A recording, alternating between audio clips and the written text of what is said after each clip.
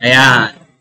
So, tuloy lang natin yung yung practice natin sa Flexbox, So, yung gagawin natin is ito. So, by this time, kung naintindihan nyo talaga yung Flexbox, kayang-kaya nyong i-layout ito within 15 minutes. Yun na yung pinakamabilis. Okay?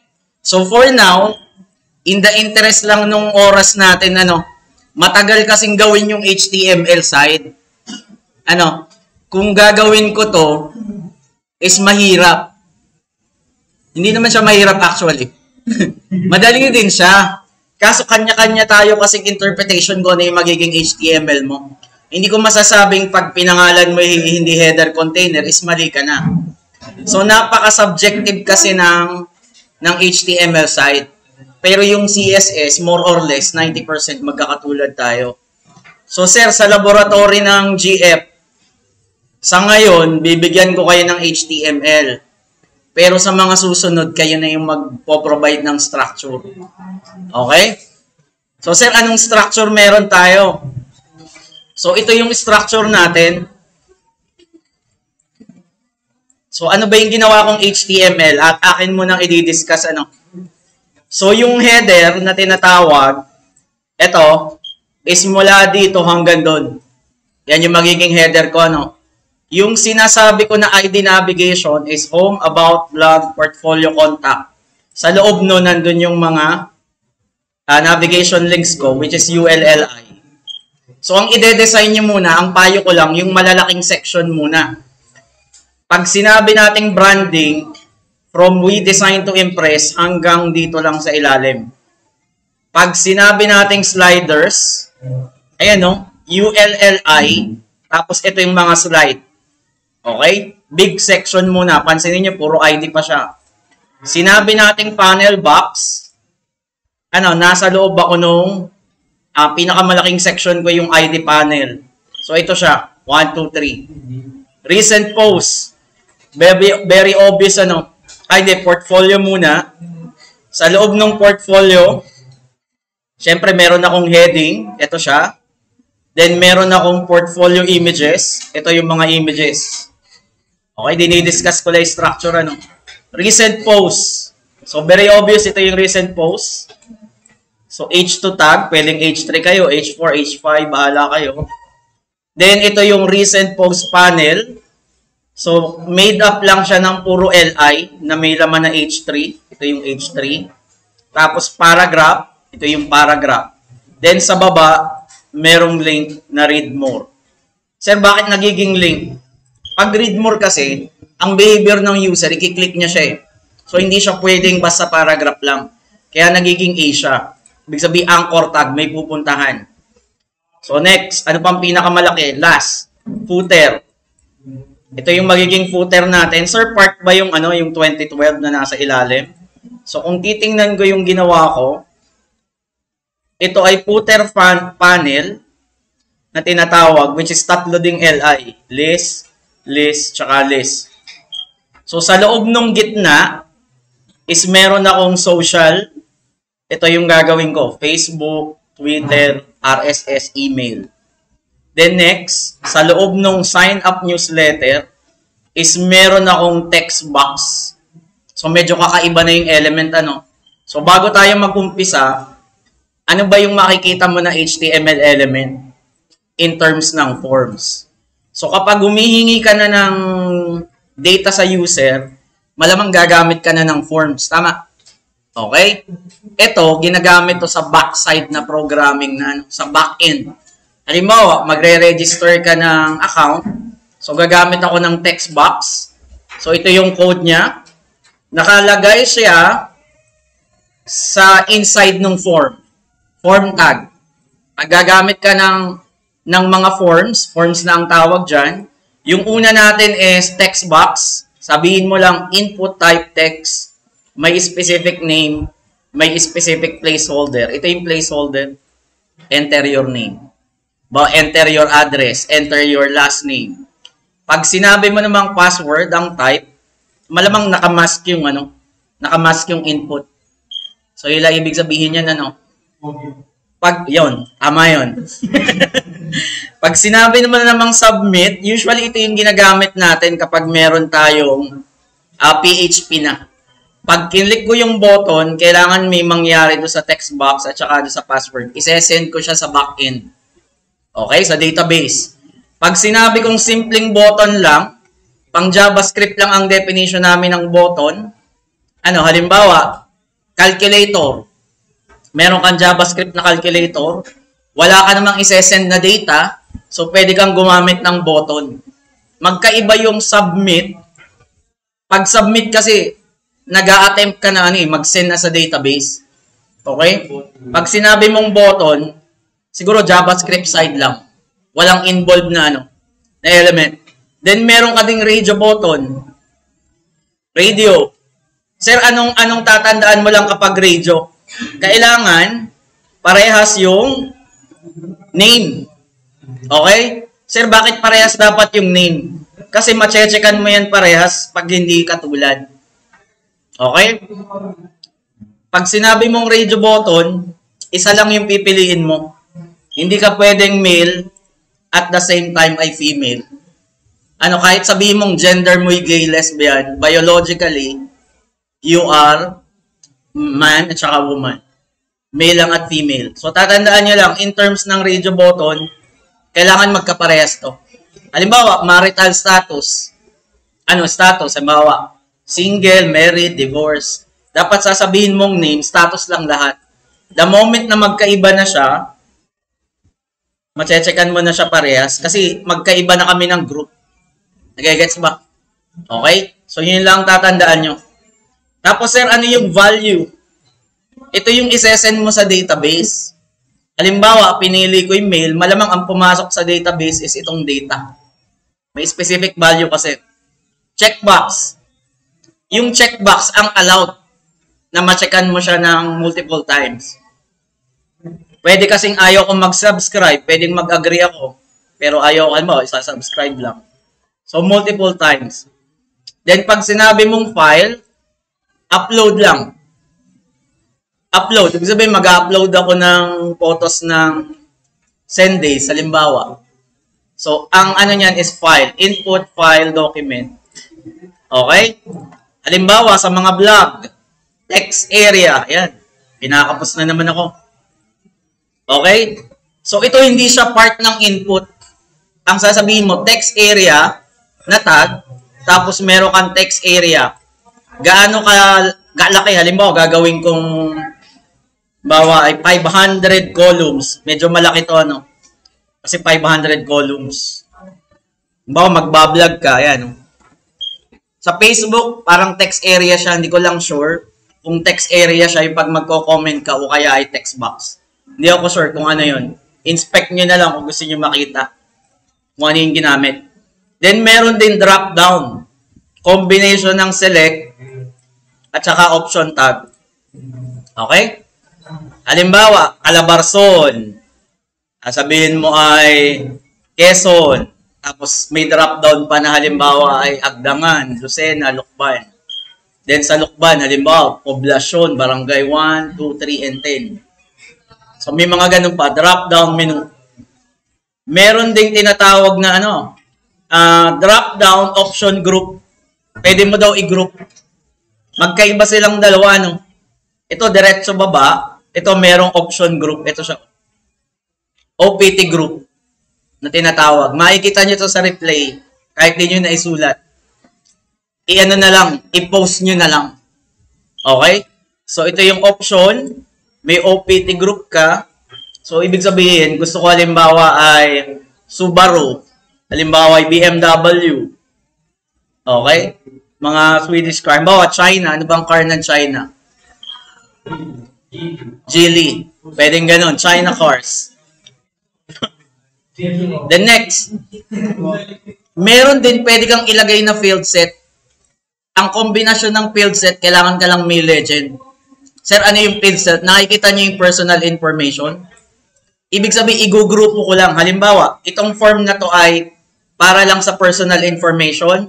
Yung next form, sasabihin ko ay academic attainment mo. Yung another form, sasabihin ko ay halimbawa ay kita mo in 1 month, parang financial status. So, pwede mo siyang i-group pag gumagawa ng form. Ang gagamitin mo is field set, may kombinasyon ng label. Then, meron ding data list na sinasabi. Kung ayaw mo ng drop down, ang option mo ay input list, tapos data list, tapos meron kang specific option. Okay? Sir, ano yung HTML5 form elements? Hindi, kaya sinabing HTML5 support elements, hindi lahat ng browser supported nito. Kapag gumamit ka ng Safari, maaaring hindi lumabas yung ganitong form. Pero sa Google Chrome, lumalabas to lahat. Sir, anong difference ng email? Ang allowed lang na input dito is format ng email. Hindi ko matetest, pero yun lang ibig sabihin yan. Ang allowed lang dito, pag sinabi mong URL, is kailangan mag-uumpisa ka ng HTTPS. Okay? So, yun lang ibig sabihin yan. Pag sinabi mo namang number, ang allowed lang input mo is number, para ba nare-restrict mo siya? Okay, halimbawa, i-interviewin mo siya, sasabihin mo, anong gender mo? Nag-type ako 1. So, mali na yung information na makukuha mo. Kung gusto mong i-restrict lang, ang sabi nito, ang maximum ko ay 5. So, pwede mo namang, palakihan kung ano yung gusto mo. Pag nag-type ako ng text, pwede din. Pero once isinubmit mo siya, sasabihin cannot be. Kasi number lang yung gusto niyang hingin. Okay? Then meron ding range. Bawa, lalaksan mo yung volume ng YouTube video. So gumagamit ako ng range. Okay? So type range, volume, bawa 0 to 11. So date. Okay? Bawa, magre-register ako ng account. So, i-check nung system kung ako ay over o kaya ay under 18 years old.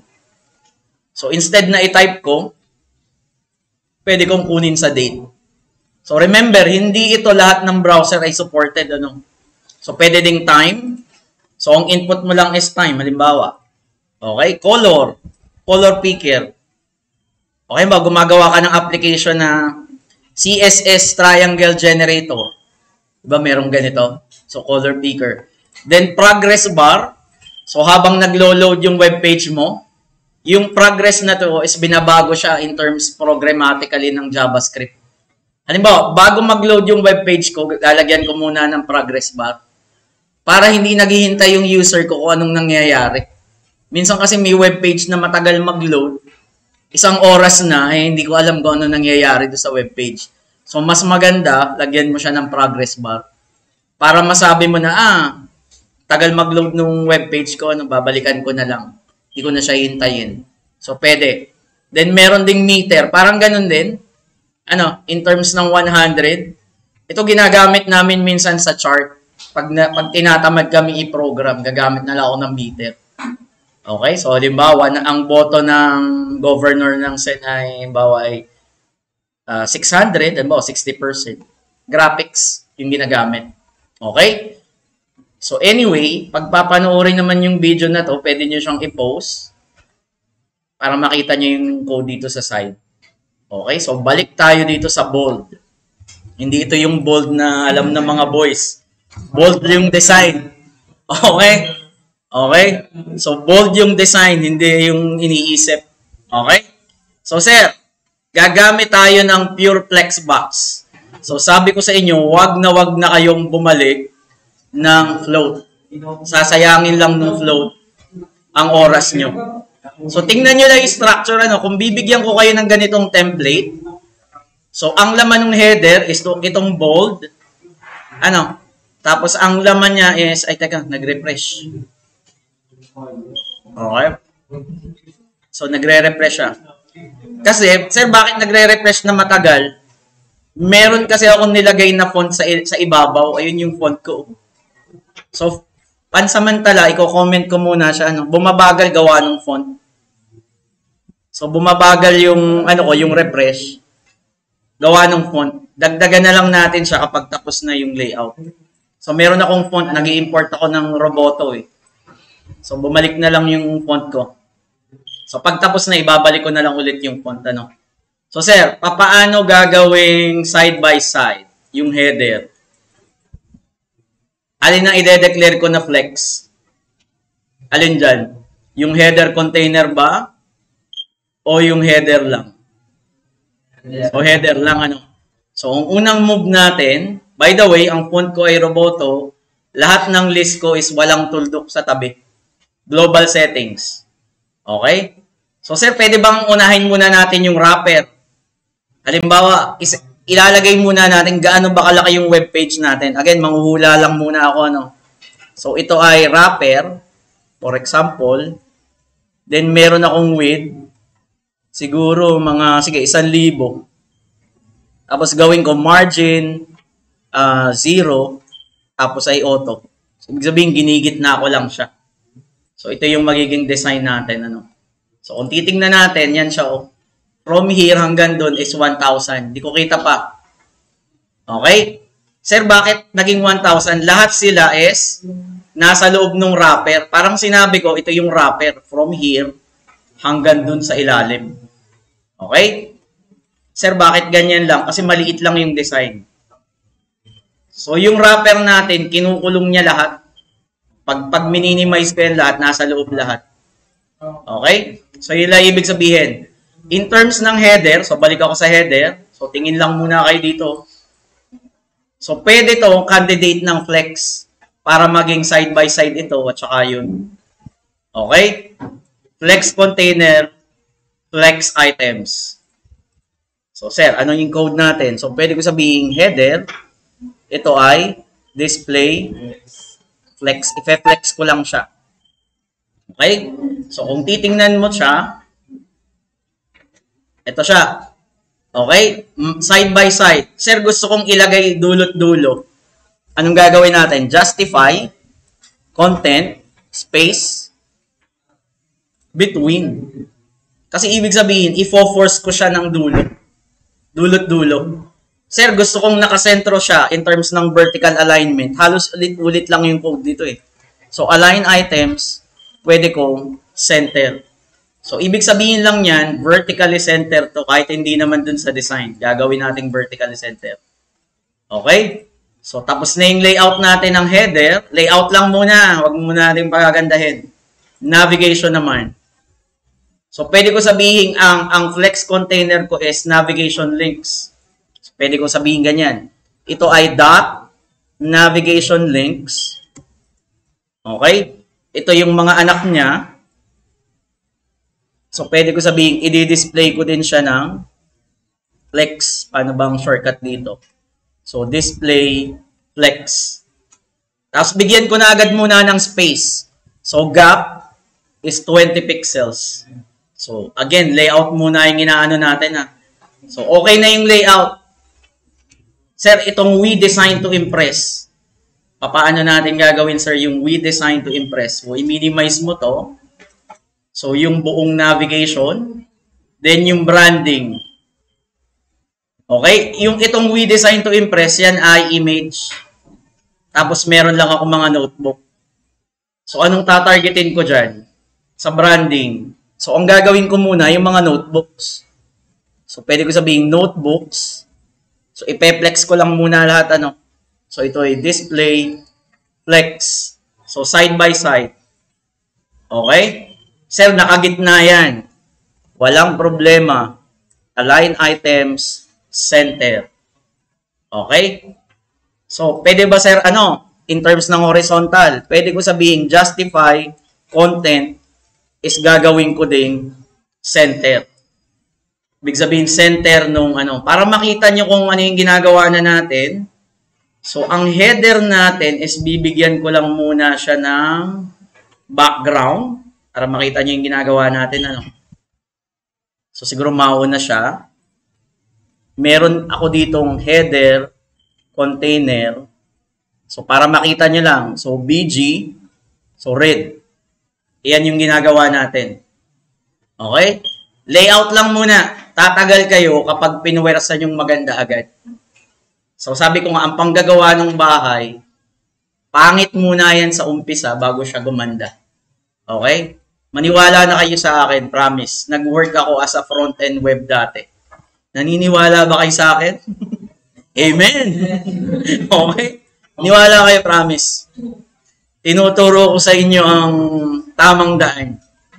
Okay? So next. Slider. Ulit na naman, sir. Pwede kong i-display flex yan. Naka-center lahat. Ang vertical at saka horizontal. Ay di slider links. Sobrang dali pong gumawa ng webpage pag naintindihan mo yung Flexbox. Okay? So, ito ay display flex. Okay, yan na siya, oh. Bigyan ko na agad ng gap. Ibig sabihin, may space lang muna ako. Okay? So, justify content. So, ise-center ko lahat. Then, align items for safety purposes. Although naka-center na siya lahat, so, ise-center ko din siya in terms ng vertical. Ayan na siya. So, next. Pansin nyo ulit-ulit lang yung ginagawa natin. Flex lang tayo ng flex sa buhay. Okay? So, ito. Bold, minimalistic, blah, blah, blah. So, malamang i-flex ko din yan. Okay? So, flex tayo. Flex tayo ng flex. So, ito, panel. Panel box. Malamang panel box, ano? So, punta lang ako dito. Ulit-ulit lang to. Panel box. Okay? Sabihin ko dito, paki-display ng flex. So, display. So, pwede ko sabihin flex. Okay? Ayan na siya. So, bigyan ko na agad ng gap. Halimbawa, 30 pixels lang muna. Okay? Tapos, align. Vertical ito, align. Items. Lalagyan ko pa ba? Alagay nyo. Kahit hindi na. Automatic, naka-stretch kasi siya eh. So, depende sa inyo. I-justify ko lang yung content ng space between. Kasi meron akong space in between. Ito. Meron akong space in between. Yung sinasabi niya. Sir, magka-same size ba sila? Magkakasing laki ba sila? So, check mo So, ang size nito is 313. Ang size nung pangalawa is 313 din. Chine-check lang natin So, ang size is 313. So, okay. Magkaka-same size. So, yan. Layout lang muna talaga, promise. So, layout. Portfolio. Sir, ulit na naman. Sa portfolio, thumbnails. So, ulitin na lang natin. So, portfolio thumbnails yung tawag. So, ulit-ulit. So, ito ay display Flexbox. So, ito na siya. Sir, hindi bumabangga dun sa side. Okay lang. So, gawin muna nating gap, halimbawa, is 20 pixels. Sir, hindi pa rin sakto. Anong ginagawa natin para magkakasing laki sila? So, pwede kong kopyahin to. Lahat ng LI is magkakatulad kami ng size. Flex 1. Babangga na dun siya sa side. Okay? Kasi maliit lang yung image. Ibig sabihin, kulang yung image natin in terms ng 1,000, yung original size. So, ang gagawin mo na lang, utusan mo sila na kapag meron pang available space, kampanin mo, pero hating kapatid. Flex 1 tayo lahat. Hindi ko alam kung ano yung magiging size, pero kung ano yung available space, i-share natin sa 4. Ganun lang kadaling intindihin yung Flexbox. Anong ibig sabihin nito? Di ba ito ay Flex Grow? Shorthand siya ng Flex Grow. Ibig sabihin, lumaki ka at 1 unit. So, kung inuutusan mo silang lahat na lumaki, ibig sabihin, same size tayo at 1 unit. Sir, kahit gawin ko ba yung 1,000, 10,000, anong mangyayari? Wala. Hindi kasi absolute yung unit. Lumaki ka ng 10,000, mag-share tayo ng 10,000 unit kung ano yung available. So, yun yung mangyayari. Kahit lakihan mo siya. Pero wag OA. OA na yan. 1 lang. Okay? 1 lang. Wag OA. Laging 1. Okay? Nagigets ba? Lumalabas na agad yung natin, yung layout. So, uulitin ko na naman. Sad to say, ulit-ulit lang tong layout natin. Okay? Recent post panel. So, doon naman yung kasunod. So, recent post panel. Ulit-ulit, nakakaumay. So, ito ay display flex. So, ayan na siya. So, halos yun na nga yung itsura niya. Pero meron siyang space. Alam ko. Ito, 1, 2, 3, 4. May space siya. So siguro, yung gap naman madali naman siyang baguhin. Okay? Tapos for sure, yung justification ng content mo is space between ulit. Okay? So click mo na lang yan. So ibig sabihin, ito na yung layout. Okay? So nag-iitsurang ganyan. Then yung nasa baba, last na ba tayo? Ito, halos ganun din. So punta ka naman ng footer. Okay? So footer panel LI. So same. Pwede ko sabihin, footer, ito ay panel, kasi laman niya yung LI. So display flex. Okay? Kung float mo gagawin to, good luck sa'yo. Okay? So, ang gagawin ko is space between ulit. Okay? So, justify content, space between. Siguro yung alignment ng vertical hindi na. Kasi ano na siya eh, automatic siyang ano. So, ito siya. So, sir, anong gagawin din dyan? Ito, maliit lang yung content kasi ito lang naman yung laman eh. Maliit yung width. So, i-flex 1 mo ulit. So, pwede mo sabihin, footer, panel, LI, mag-share tayo ng equal sizing. Flex 1. Okay, ito. Yung nasa baba. So, nasa baba siya ng footer, panel, social. Sige, kopyahin ko na lang to para hindi ako nagtatype. So, pwede mo kopyahin na lang yun. So, lagyan mo to ng dot. Ito, dot. Ay, sorry. So, pwedeng ang gawin mo na rin is display flex. Bigyan mo na lang ng gap. Siguro 10 pixels. Ayan na siya. Meron pa sa baba. Yung copyright. Okay? So, meron pa siya.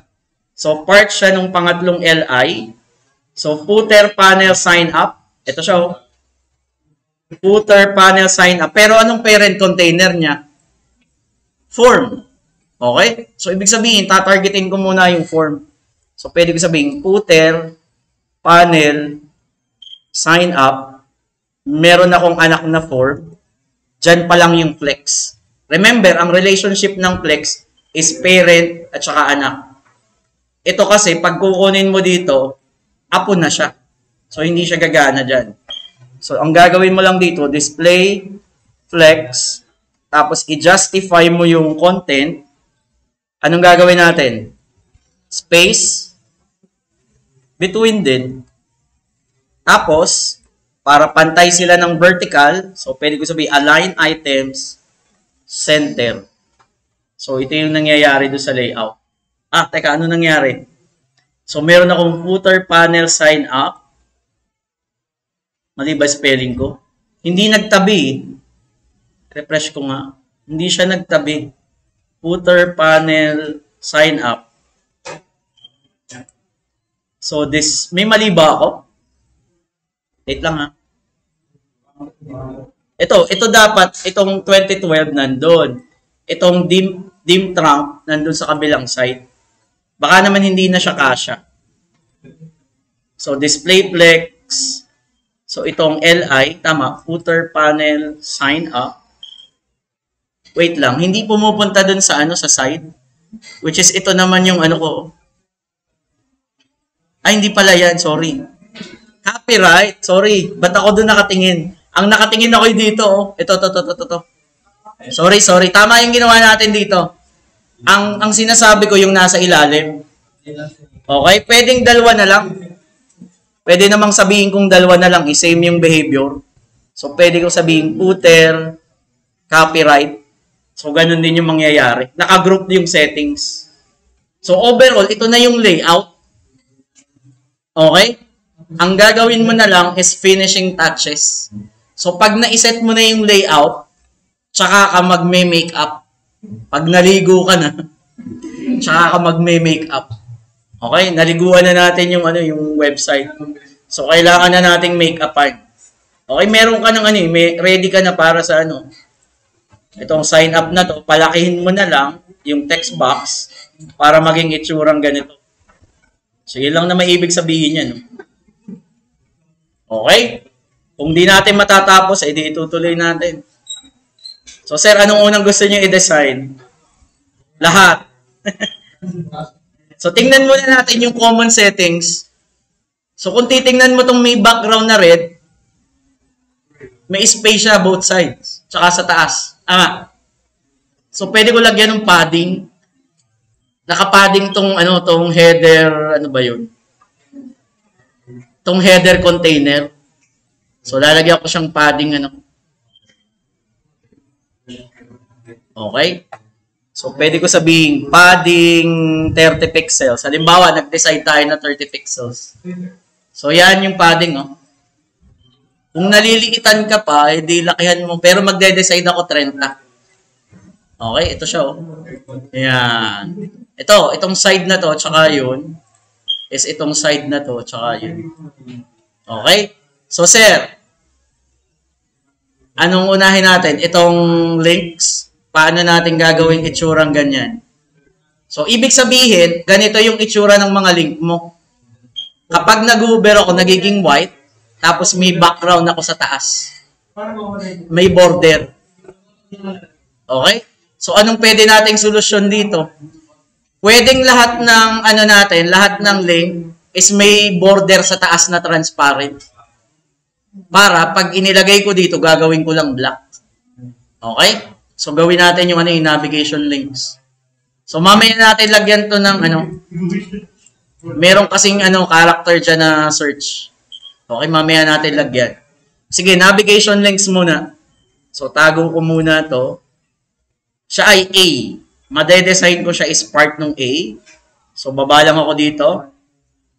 So, pwede ko sabihin ganito. Navigation. Okay, links. Nasa loob ng navigation links ko is pwede ko sabihin diretso na A. Hindi na ako dadaan ng LI. Basta nasa loob ka ng navigation links, ikaw yung tinutukoy ko. So, parang ganyan. Then, pwede din gawin mo na ang padding mo is magmumula dun sa navigation. So, ano yung ibig ko sabihin? Pwedeng dito mo kunin. Halimbawa, ito ay navigation something. So, kunin mo yung padding sa taas. Halimbawa, ay padding 20 pixels 0. Ito, humihiwalay lang. Kasi nilagyan mo siya ng padding. So, ito ibig sabihin yan yung padding ko. Navigation. Ito yung padding. Okay? Then, pwedeng gawin mo dito sa navigation, border top, halimbawa lang, ay 1 pix solid black. Halimbawa lang Then, border bottom is 1 pix solid black. So, yan yung ibig sabihin. Okay? Hindi pa natin nila inaayos yung spacing, Bless you. Okay? Hindi pa natin inaayos yung Hindi pa natin inaayos to. Masyadong malayo. Masyadong malayo. So, pwede mo namang baguhin. So, gawin ko na lang, siguro mga 10 nga lang. Okay? So, gawin ko siyang 10. So, yan. Okay? So, sir, paano gagawing black? Di ganun din yung ginagawa natin. So, pwede mong sabihin link. So, ganito ang kombinasyon kapag link So, kopyahin mo yan. Tapos, ang kapartner niya is active. Kasi once na kinlik mo yung link, nagbabago na siya ng kulay. Kasi visited na siya So, gagawin ko muna yung link at saka yung active is gagawin kong halimbawa ang color niya is black. Okay? May error ba ako dito? Ay, ito. Okay? So, yan. So, pwede ko ding sabihin, siya, font, weight, ay bold. So, ito siya. Sir, paano tanggalin yung, yung guhit sa ilalim? So, text, decoration, none. So, pwede mong tanggalin na ganyan. Okay? Sir, gusto ko yan ay may border lahat sa taas, pero transparent na tinatawag. So, pwede mong gawin ganito. Pansamantala lang muna, So, actually, ihuli ko na siya. Kasi lang siya, accessories lang siya Pwede ako lumabas ng bahay ng nakasando lang. Pero hindi ako pwedeng lumabas, nahubo ako. Okay? Pero kung kaya niyong gawin yun, okay lang. Pwede ako lumabas walang relo, pero hindi ako pwede lumabas na walang damit. Accessory lang, mamaya natin ayusin. Okay? So, tingin muna doon sa layout. Sir, malayo yung We Design to Impress. Nasaan yun? Yung We Design to Impress. Siya ay image, tagline. Pwede kong kunin na lang sa ano sa branding. Sa branding ko siya kukunin. Padding top. So, pwede ko sabihin ito ay branding. Sabihin ito yung brand natin. So, padding top. Hindi ko alam. Manghuhula lang ako. 30. Ibig sabihin ganun kalayo. Okay? Sir, malayo din sa ilalim. So, halimbawa, tanggalin ko siya. Tig 30 tayo sa ilalim. Pero kung titingnan mo sa baba, malaki ay top, right, bottom, left. Okay? So, ito yung branding ko. Ay, hindi. Yung branding ko kasi hanggang dun sa ilalim. Okay? So, sige, kunin ko na lang muna in terms ng padding. In terms lang ng padding, kukunin ko lang muna. Okay? So, sir, paano mag-o-overflow? Ito. Paano daw? Ay, nag-o-overflow kasi siya.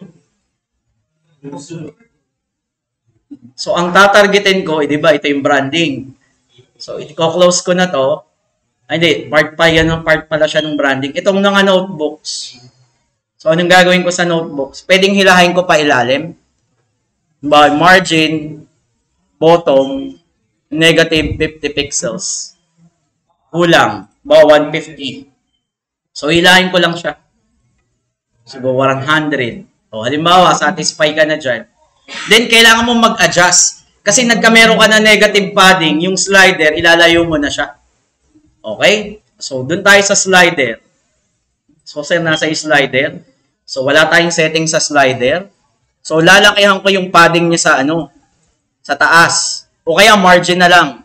So, margin, top. So, try muna natin 500 para very obvious. Okay? Very obvious yung result. So, 200. Para tayo nagbibid dito, 100. Siguro, pwede na yan. Okay? So, ganyan mag-design ng webpage. Yung mga spacing, kahit sa huli na yan, yung malalaki mo ng So, ito, sir, paano ko to ilalayo dito sa sa site? So, kung titignan ko yung layout, so, medyo malayo-layo siya. Okay? So, siya ay panel. Hindi ako nagkakamali. So, ilalayo ko siya. So, ito ay panel. So, pwede ko sabihin margin top ulit. So, again, nanguhula lang ako So, ito siya. So, yung portfolio item, so same din yung gagawin ko. Okay? Siya ay portfolio. So, ito siya. So, ID portfolio. Hirap pala mag-design ng isang oras. So, ito ay margin, top, siguro 80. Hindi ko alam kung yan na nga siya. So, mga distance lang So, recent post. So, kopyahin ko na rin to. Nasaan yung recent post? Babaguhin ko lang yung settings. So, ito ay ID ng recent post. Letter S. Okay? So, tama ba yung ginawa ko? ID ng recent post. So, may margin 80. Ito siya. Then, yung nandun sa baba. So, kung titingnan lang natin. So, the same din. Gawin natin the same. Pag ganito na yung nakikita mong settings, kahit pag ulit-ulit na, pwede mo siyang igrupo. Pero tinatamad akong igrupo. Pagpasensyahan nyo na. Tinatamad akong igrupo eh. So, ito yung ID footer. So, ganun din gagawin ko. Pwede nyo siyang i-group, margin, top. So, 80 pixels, tinatawag. So, nilalayo-layo ko lang siya. Okay? So, parang may problema tayo dito. Masyadong magkakadikit. Hindi ko ba nalagyan ng gap? Pero 40. Okay? So, may mga gap lang siya. Yung nasa baba, yung copyright, tignan natin yung copyright. Footer copyright. Okay? Footer copyright, class lang siya. Wala akong settings doon. Nasaan daw? Ito. Ito yung common sa dalawa. Pero yung hindi common sa akin, pwede akong gumawa pa ng isa. Yan kasi common settings nilang dalawa eh. So, pwede ko sabihin margin top, siguro mga 20 pixels. Okay? So, inaasahan ko sa inyo, pag may idea kayo ng Flexbox, kahit anong makita nyong website sa kung saan man, kayang-kaya nyo siyang i-layout. Okay? Pag naiintindihan nyo, ito na kasi yung layout niya, no? Ang gagawin mo na lang is papaano mo bibigyan ng accent. Sir, anong mahirap dyan? Madali naman siya. Lilinisin mo lang ulit. Ito, spacing. So, balik ka ulit sa navigation links ba yun? Ang nakakalito lang dito is balik-balik kasi tayo eh. Okay? So, pwedeng meron akong ID ng navigation. Ilalayo ko lang. So, balik lang ako sa navigation. Ang dami na nating settings. Okay? So, may padding. So, pwede ko sabihin margin. Top. Okay? So, nilalayo lang natin. Masyadong malaki pero kayang-kaya nyo i-adjust yun. Okay? So, gawin ko lang muna siyang gray para, teka, dito ko na lang baguhin. Spec. So, container. So, ilabas ko na lang. Okay. So, tingnan natin yung pinakamalapit lang na kulay. Yung hindi obvious. Siguro to. Okay. So, copy. So, branding. Okay. So, ito yung magiging layout. Okay. So, sir, paano lagyan ng So, by default, kasi kung makikita nyo, walang border yung bawat LI. Depende kasi, pwede mo siyang ilagay sa A, pwede mo siyang ilagay sa LI. So, depende kung anong gusto nyong mangyari. So, ipapakita ko sa inyo, marami kasing approach. Pwedeng itong lagyan mo ng border sa ibabaw, o kaya, pwedeng ito din yung A. Pero, para sa akin, mas maganda yung LI. Kung akong tatanungin nyo, so, navigation links, LI. So, navigation links. Tapos, meron akong LI. So, try natin. So, for example, ito ay border top 2 pixels, solid red. Malayo, Okay? So, ibig sabihin lang nito, it's either kunin mo dun sa isa o dun sa dalawa. As kung mapapansin nyo, ang layo ng navigation links ko. Okay? Which is dapat hindi ito magiging ganito. Ang layo. So, dapat ito daw is kapantay nung nandun sa taas. So, paano gagawin natin para maging pantay dun sa Pag kinuha mo naman sa LI, halimbawa, kukunin ko sa LI, sa A. So, ganun din yung mangyayari. So, sir, paano natin magiging consistent? So, pwede bang bigyan natin ng width and height? Okay? So, pag naman binigyan mo siya ng padding, sample lang halimbawa, bibigyan ko siya ng padding, sabihin ko ng top. So, pwede ko sabihin halimbawa is 10 pixels. So, lalayo naman siya. Okay? So, anong magandang gawing approach? Hindi. Gusto ko nga lang ipantay dito sa taas eh. Di ba ang may border natin dito is yung navigation mismo?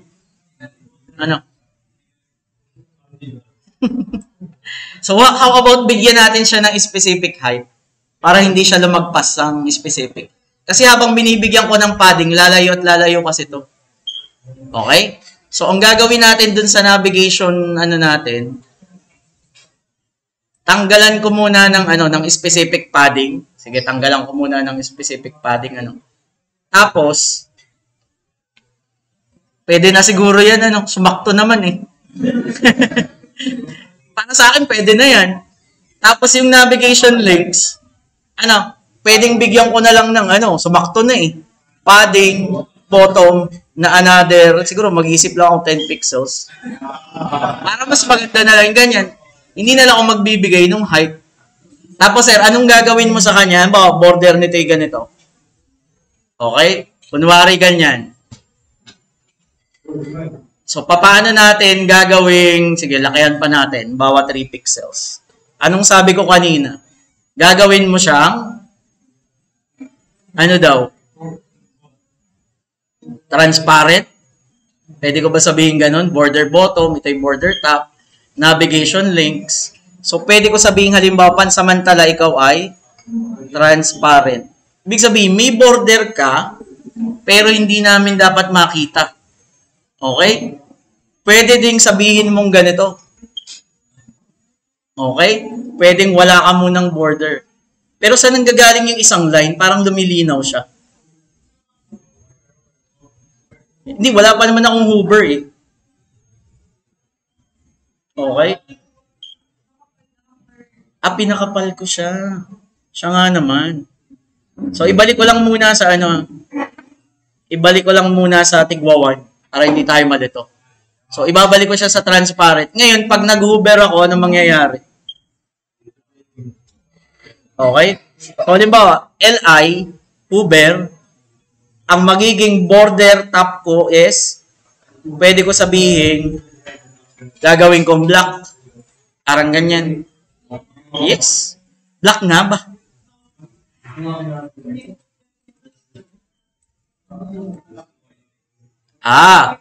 So ibig sabihin, pag nag-hover pa ako, okay?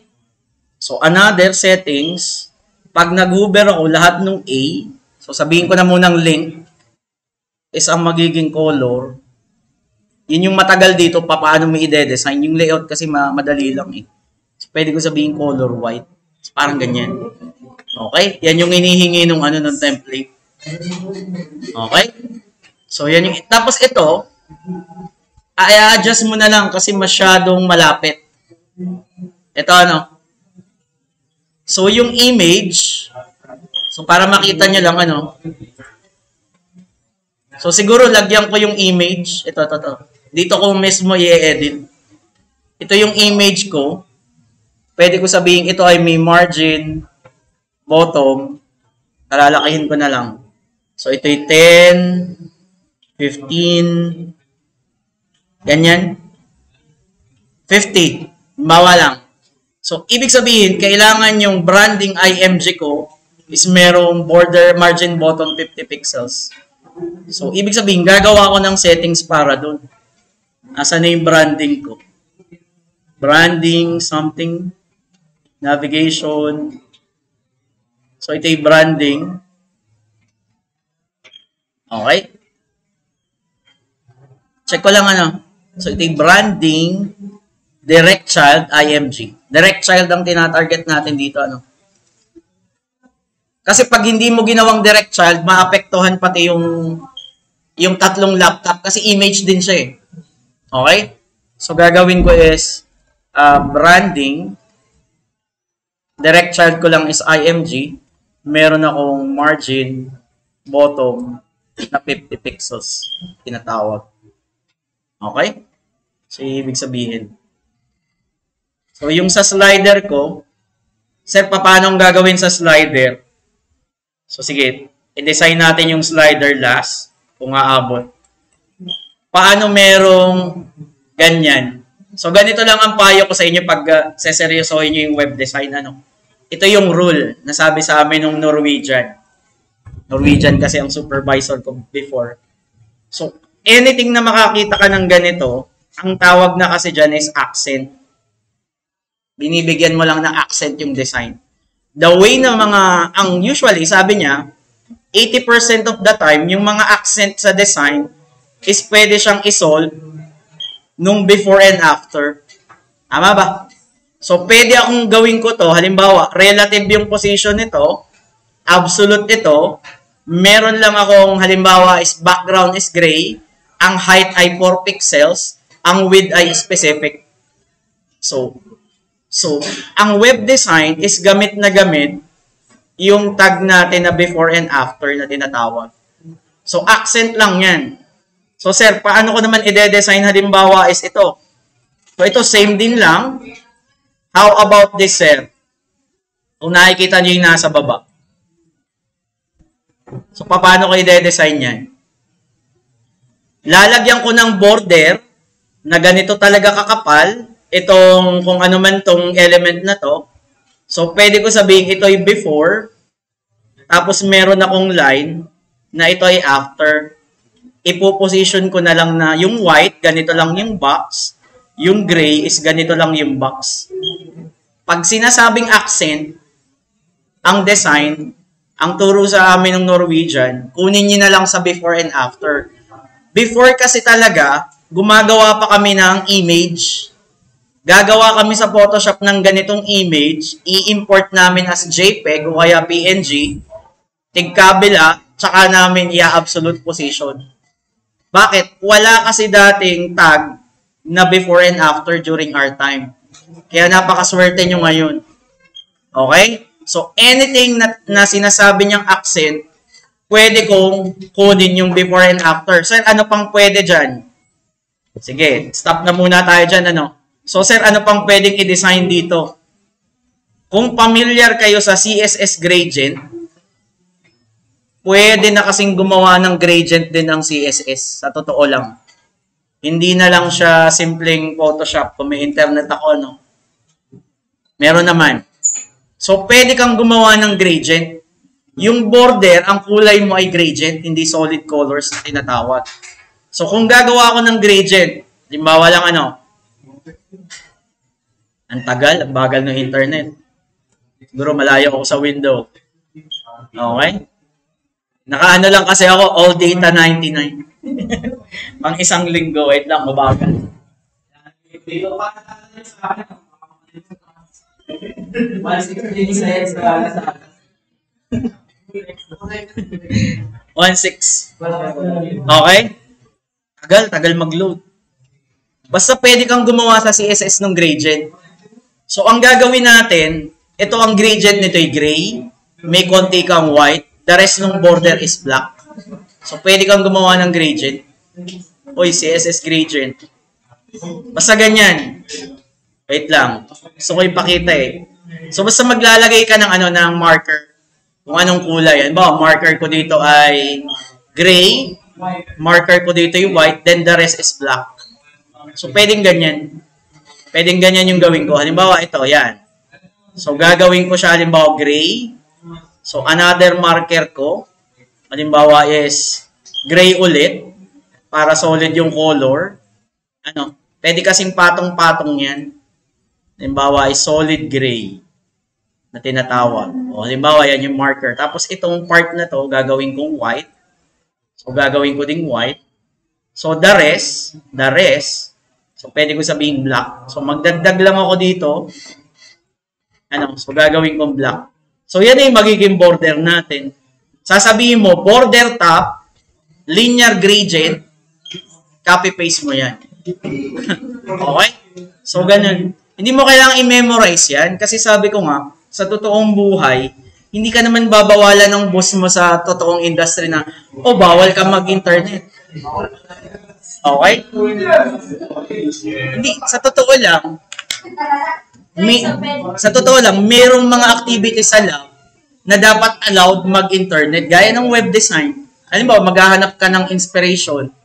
Depende na lang kung ang inspiration mo, katabi mo na. Depende na lang, hindi ka nalalayo. Pero marami kasing approach. Okay? So, yun yung gagawin natin next time. Pwedeng before and after, mukunin, tapos pwede din siyang gradient. Pwede kang mag-gradient kasi siya. So, ito yung magiging code mo. Border top, pwede mo sabihin 3 pix, solid, tapos ang kulay mo ay gradient. Gradient ang kulay. So, hindi ka gagamit ng before and after. Okay? So, pero, overall, ang ibig ko lang sabihin, kung makikita nyo yung demonstration natin, sobrang dali talaga ng web design. Basta may idea ka ng concept ng Flexbox. Lalong-lalo na sa susunod, bibigyan ko kayong idea ng grid. Para sa akin, yun yung pinakamagandang way. Kasi, ang grid kasi, two-dimensional design. Remember, ang Flexbox natin is, in terms lang siya ng one dimension. It's either row, it's either column. Hindi natin ginagawang column eh. Pero pwedeng baguhin mo yung direction niya in terms ng column. Yung grid, talagang full-fledged talaga siya na two-dimensional design. Para kang may graphing paper ba? May graphing paper ka, halimbawa. Sige, demo ko lang. 5 minutes. Yung grid kasi, ganito yung concept. Halimbawa, meron kang specific web design. Kahit naman yung mga artists na gumagamit sila ng grid eh. Ang gagawin mo, ide-design mo yung web page mo. Yung grid, hindi talaga guhit yan na imaginary lang. Pwedeng sukatin mo sa graphing paper. Halimbawa, magde-design ka ng graphing paper. Hanggang dito lang yung header. Halimbawa, yung sidebar ko is hanggang dito lang. Yung content ko, halimbawa, is hanggang dyan lang. Okay, tapos ito hanggang dun. So, pwede kang mag-create ng interesting design. Which is hindi natin kayang gawin sa Flexbox. So, sir, saan yung ginagamit sa grid? Yung grid, ginagamit namin siya sa overall layout na tinatawag. Sir, anong advantage ng Flexbox? Ginagamit namin siya sa mga component lang. Halimbawa, navigation, paano mo ito Pero yung overall layout ng web page mo, sa ngayon, ginagawa pa natin siyang Flexbox, Pero mas ma-appreciate nyo pag ginawa nyong grid. Promise man. Kasi two-dimensional kasi ang layout niya.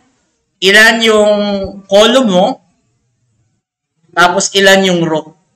So, kung ide-design ko to, kung ide-design ko to ng Flexbox natin, so, pwede kong sabihin ganito.